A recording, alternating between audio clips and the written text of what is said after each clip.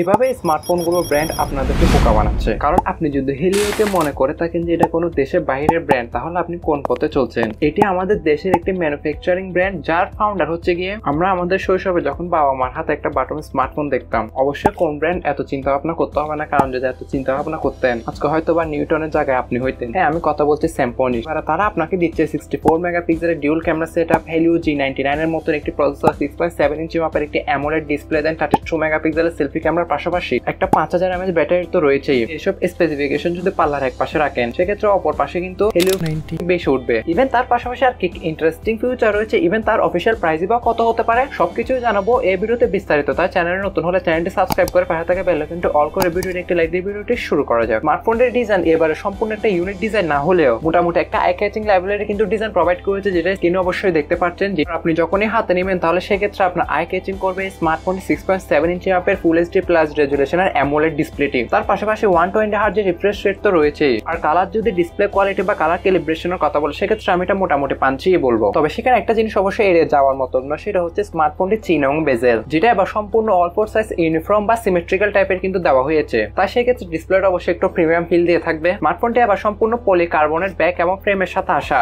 যেটিকে ব্যাকে প্রোটেকশন করার জন্য দেওয়া হয়েছে কর্নিং গরিলা গ্লাসের প্রোটেকশন। তবে কোন প্রোটেকশনটা দেওয়া হয়েছে সেটা জানা যায় না। তবে হ্যাঁ, স্মার্টফোনটি যে ফ্রন্টের প্রোটেকশনটা দেওয়া হয়েছে, সেটা হচ্ছে গিয়ে আপনার কর্নিং গরিলা গ্লাস 5 এর প্রোটেকশন। তবে স্মার্টফোনটি ব্যাকে আপনার পলিকার্বনেট ব্যবহার করলেও এতে কিন্তু লুকটা অনেকটাই গ্লাস টাইপের, কারণ এখানে কিন্তু গ্লাস টাইপের একটু ম্যাটেরিয়াল ইউজ করেছে। 178 গ্রাম ওজনের সাথে আসা স্মার্টফোনটি থিকনেস করা হয়েছে কিন্তু আপনার 7.96 মিলিমিটার। ফলে আপনার স্মার্টফোনটি হাতে নিলে খুবই কমফোর্ট একটা ফিল পাবেন। আর এই সম্পূর্ণ স্মার্টফোনটিকে ব্যাকআপ করার জন্য থাকছে 5000 mAh এর ম্যাসিভ একটি ব্যাটারি, যেটা নরমাল ইউজে আপনি 10 দিন প্লাসের মতন ব্যাটারি ব্যাকআপ পেয়ে যাবেন। আর এসওটি পেয়ে যাবেন 7 ঘন্টা মতো। বক্সে প্রোভাইড করা 33 ওয়াটের চার্জারটি দ্বারা আপনার স্মার্টফোনটিকে 0 to 100% করে নিতে পারবেন, ওটাও 1 ঘন্টা 10 কিংবা 15 মিনিটে। তাই সেক্ষেত্রে আমি একটা প্লাস পয়েন্টই বলবো। স্মার্টফোনটি ব্যাকে ডিউল ক্যামেরা সেটআপ থাকলে 64 মেগাপিক্সেলের কাজের সেন্সর সেটাই, আর সেকেন্ড সাইডে 2 মেগাপিক্সেলের একটা সরকারি লেন্স দেওয়া হয়েছে, যেটা কোনো কাজে আসে না তেমন। তবে ফ্রন্টে 32 মেগাপিক্সেলের সেলফি ক্যামেরা দ্বারা সর্বোচ্চ 1080p তে ভিডিও শুট করতে পারলো। আর আমি যদি ব্যাক ক্যামেরা কোয়ালিটি নিয়ে বলি, সেক্ষেত্রে আপনি লাইট কন্ডিশনে মোটামুটি ভালো ছবিগুলি ক্যাপচার করতে পারবেন। বা ছবি তোলার ক্ষেত্রে কিছু কিছু ক্ষেত্রে আপনি ছবিগুলি দেখতে পারবেন যে একটু ওয়াশ আউট হয়ে যায়। ইভেন ছবির যদি আমি কালার অ্যাকুরেসি বলি, সেটা মোটামুটি ঠিকঠাকই বলবো। তবে হ্যাঁ, ছবি তোলার ক্ষেত্রে আপনি কিছু কিছু ছবিতে দেখতে পারবেন অবশ্যই কালার বুস্ট করে ফেলে। ইভেন আপনি যখনই পোর্ট্রেট মোডে ছবি তুলবেন, সেক্ষেত্রে ভালো ডাইনামিক রেঞ্জ পেলেও কিন্তু মাঝে মধ্যে এজ ডিরেকশনের ক্ষেত্রে কিন্তু কিছুটা উইক হয়ে যায়। তবে ওভারঅল একটা অ্যাভারেজ টাইপের কিন্তু রেজাল্ট আপনাকে দিয়ে দিবে। যেটি আবার রান করতে যাচ্ছে আপনার অ্যান্ড্রয়েড 14 এর সাথে, যেখানে চিপসেট হিসেবে তারা দিয়েছে মিরাটেক হেলিও G99, যেটা 6nm বেসড একটু একটা কোর প্রসেসর। আর জিপিইউ হিসেবে দেখছে মালে G57 MC2।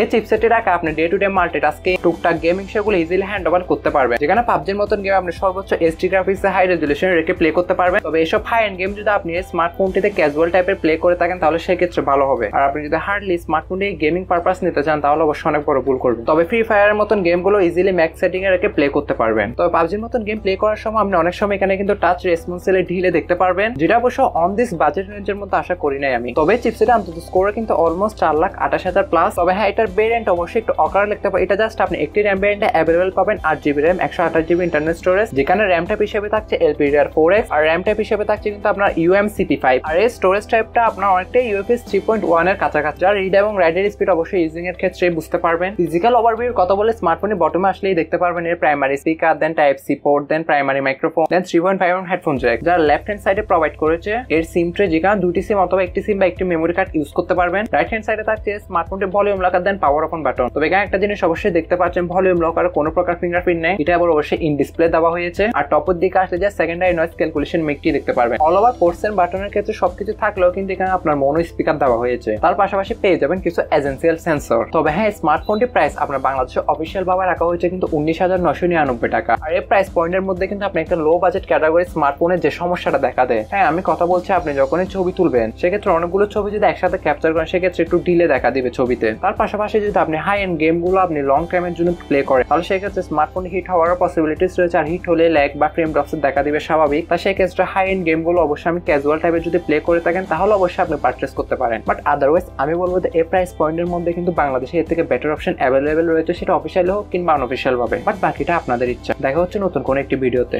ততক্ষণ সবাই ভালো থাকবেন, সুস্থ থাকবেন। টেক কেয়ার, আল্লাহ হাফেজ, আসসালামু আলাইকুম।